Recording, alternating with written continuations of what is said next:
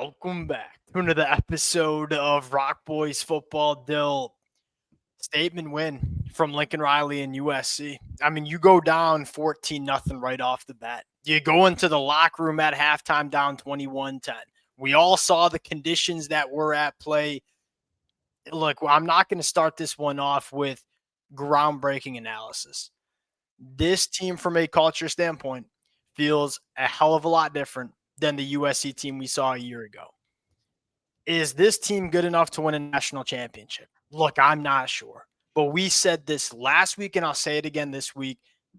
You feel like the foundation is there. The culture's there. The young talent is there. And it feels like whatever happens over the next couple of weeks for USC, it really does feel like the future is bright. And you saw how much that win meant to that USC sideline, and Dill, specifically Lincoln Riley. Now, I apologize for the longer intro, but I got something right off my chest I got to get out.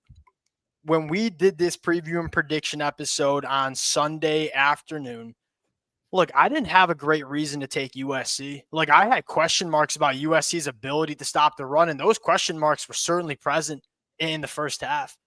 What it came down to, and I didn't even take USC to cover. I just said I think they find out a way to win this game. You got the best players on the field. That was the storyline in the second half. USC had players like Jaden, like Makai Lemon, and like Jacoby Lane, players on that offense that Iowa just couldn't match. And sometimes, Dill, this sport ain't all that complicated, man. When you have some of the best players across the country, you're going to have a chance to win. And more times than not, if you give them the opportunities, you're going to win football games. That was the storyline, Dill. What Makai Lemon just did and what Jaden just did in the pouring rain, in those kind of conditions against that kind of defense, special, man. And it's crazy, Makai Lemon. Like, he keeps making catches. Like, I would have said, oh, that was the catch of the year a week ago. That one against Michigan, that was the catch of the year. Like, it never ceases to, stop. I mean, that play, that one down the sidelines that he catches it right on his finger, not down the sideline, down the middle, right off his fingertips. Like, that's just such an unbelievable catch to make in traffic. I really don't know. Like, we're not even surprised at this point, Dill. Like, are the USC fans surprised? Like, we're sitting there just like, yeah, we've watched every when the game. Ball's in the air, it's like, oh, Makai Lemon's going to come down. Makai Lemon's coming down with it, man. It's basically science at this point. All right, we got a lot to get into, and we'll dive more into this game tomorrow as well from a more nitty-gritty standpoint.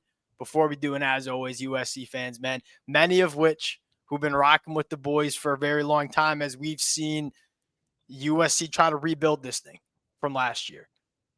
Appreciate you guys.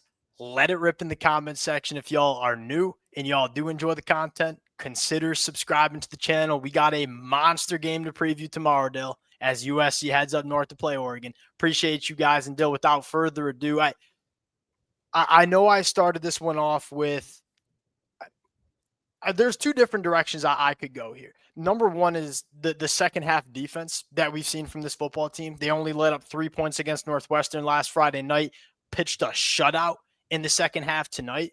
Or we could start with Jaden. And I personally want to start with Jaden, man, because I'll put my hand up and say I had question marks about Jaden going into the season.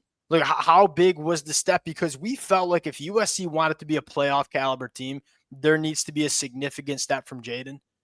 We've seen it all year. And against this defense, against this secondary, in these kind of conditions, I thought Jaden was absolutely elite over the last 3.5 hours. Yeah, this version of Jaden, especially what you got in the second half, where, again, I felt like you did start to see them really lean into, like, Makai Lemon and, when they had shots to take to him or Jacoby Lane, because this is probably the best game he's played since maybe week 2 or 3. I don't know. Going back before the injury, he kind of was playing like himself. But Jaden Mava playing this way with that amount of skill around him, that's just going to be a problem to deal with because you didn't really see the mistakes. Wasn't really taking sacks, wasn't putting the ball in harm's way. Just a really clean, efficient game from him. And if they get that game in, game out, like, they're just a really tough offense. Oh, you are – look, there are question marks and problems on the defense any way you want to put it. But when you have a quarterback like that and you have wide receivers like that, you're going to have a chance to win every single game you play. There's just zero question mark about it. Man, the way this kid's taking care of the football, like that balancing and walking that line between, hey, I'm getting outside the pocket and I'm extending plays and I am throwing off platform, fitting the ball into tight windows. I'm doing all of these things that elite quarterbacks do. Dill, it's very hard to find quarterbacks that do all of those things, but also are really stingy with how many times they actually put the ball in harm's way. Yeah, we've seen Jaden have some turnovers, right? Like with the high caliber throws this kid's making, he's remarkable at taking care of the football. And I love how he's using his legs, man.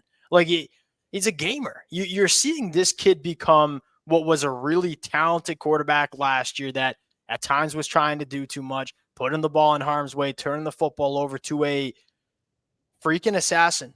That when the chips are down and I need to go make a play for my football team, I'm going out and making plays. Well, you got to give a shout out again to the offensive line, man. You lose Elijah Page in this football game. Once again, that is one of the best left tackles in the country, not just the conference. Look, was it perfect up front from USC's offensive line? No, probably not. They continue to amaze me how they replace these guys. And how many guys have they played? 8 or 9 guys, like significant snaps. They don't really skip a beat. There are not a lot of teams that can say, hey, I'm about to go lose my left tackle against a really good defense like Iowa and not really skip a beat. USC continues to be one of those teams. Because Iowa's defensive line's been getting after everybody. I mean, you look at what they did against Indiana, some really good teams. Even Oregon, I thought. I mean, Iowa was able to be a problem. They've just been a problem pretty much all year. And again, they had some moments where they were getting some pressure. That is where it helps to have a quarterback who has some playmaking chops as well. But by and large, I mean, USC's offensive line, I don't think we've seen a game this year where it's been they cost them that game. They didn't give them a chance to win. Agreed. And that happened last year, right? You make no mistake about it. Last year, the one that comes out to me is when they went on the road and played Michigan. There were games where it was very clear that offensive line wasn't giving them a chance to win. That hasn't happened. In some games, they've been just ass kickers, but at the very least, they're not a problem. And that's it sounds like it's not high praise, but it is high praise. In this conference against these defensive lines with the injuries that USC has had to deal with. And look, you got your guy. You got your offensive line coach. And we've been singing his praises all year. You got a lot of reinforcements on the way, man. This offensive line should be really freaking good over the next couple of years if they kind of keep that pipeline, keep that coaching staff together. Tight ends continue. Look, when you have Makai Lemon and Jacoby Lane, you're never going to get a ton of production from your tight ends because a lot of the production is going to go to 2 of the best wide receivers in the country. They continue to make timely catches and timely plays for this USC offense. Because we've seen it with Walker. I mean, Lake McCray, that ball on the sideline down in the red zone, I think it was for that first down conversion. That is not an easy play at all. And he's a guy who feels like he's playing quite banged up right now. For him to go make that play like Walker Lyons, we've seen him make those type of plays, catch the ball in traffic. Again, they're not guys who are getting a ton of touches, but when their numbers are called, they are making their plays. And hand up, we're Michigan fans. We see our pass catchers consistently not make those plays. USC be making them. All right, USC's defense. Do we even first half? And look, this is a problem. We'll talk about it maybe tomorrow, maybe sometime during the week. Look, we have to come out playing better football, right?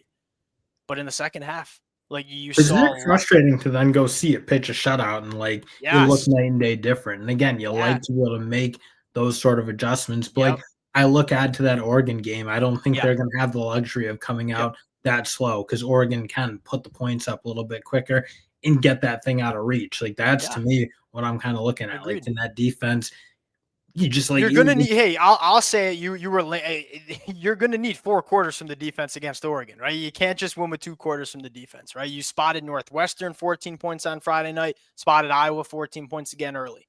Because honestly, I'm looking for a while, I was like, oh, this defense just might not be good enough to be a really competitive Big Ten unit. They've had enough moments now where for halves of football games or parts of football games, they've played really effectively.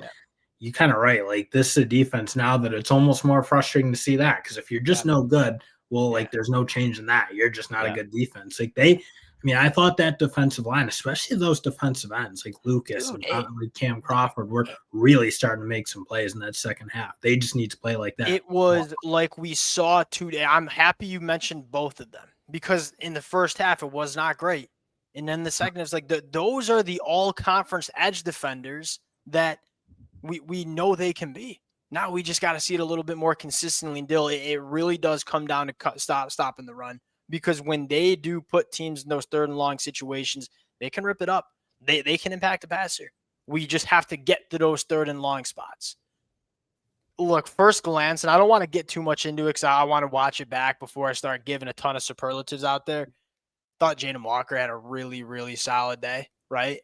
I think physicality. I mean, he was bringing it. I thought he was tackling well. I just was loving the way he was playing. It felt like a lot of energy from the middle linebacker spot. Like more of that downhill thumping attitude that I think USC needs to show a little bit more. Yeah, I feel like he's really freaking active, right? I feel like he's active. I feel like he's always around the football, and that's what you want from your backers. All right. That'll do it again. The storyline, like early preview going up to Oregon, that is the best offensive line you'll see all year. I think it's best offensive line in the country, and they have the number 1 rushing attack in the country. All your chips are going to how do we deal with Oregon running the football, and if you do that, you're going to have a chance to win. But you got to be even better. You got to play your best football game next weekend, right? You got to play your best football game. You got to have the 4 quarters, because we've not seen enough 4 quarters, especially. It's like I love that it clicks, but I love that this team's a second half team. We're going to have to be a first half team too. We're going to have to be a first half team too when we go on the road to Eugene. All right. I can't wait for that game next week. We'll preview it tomorrow afternoon. Appreciate you guys rocking with it. If y'all do enjoy the content, consider subscribing to the channel. We'll watch this one back, because I got to go back and watch this defense. I want to try to figure out why it's Jekyll and Hyde, man. Like, what are we doing in the first quarter? What are we not doing in the first half that we're doing in the second half? We'll try to figure that out. Appreciate you guys. If y'all do enjoy it, we got a big one to preview tomorrow night. We'll talk to y'all later. Peace.